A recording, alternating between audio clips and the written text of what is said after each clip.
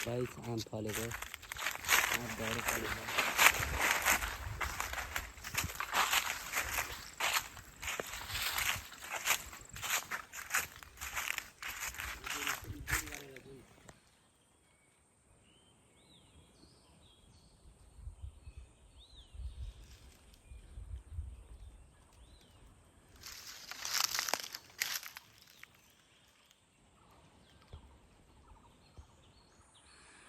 यो बुवाले कुरेर ल्याएको आँप हो।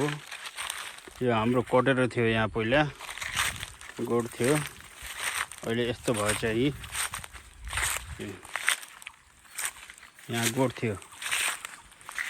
यो हामी नास्ता खाने ढुङ्गा, यहाँ बसेर हामी नास्ता खान्थ्यौँ।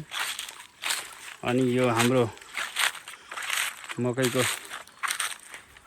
मकैहरू हुन्थ्यो यसमा टन्न।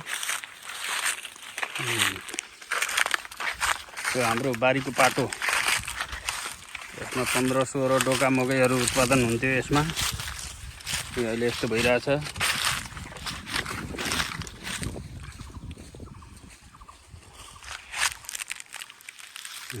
यहाँ कति अदुवा उत्पादन हुन्थ्यो, बेसार उत्पादन हुन्थ्यो। यो पोहोर साल धेरै फलेको थियो यो आँप, अहिले फलेको रहन्छ।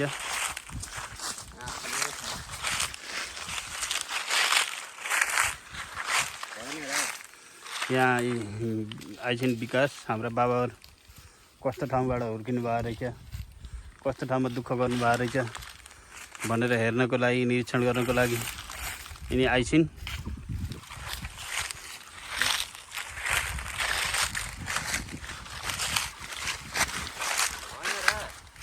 यहाँदेखि तलको पाटाहरू थिए, वहाँ तल हो। अहिले त्यसमा केही पनि छैन है, मान्छेले छोडिसकेपछि पुरानो स्थितिमा आइसकेको अवस्था।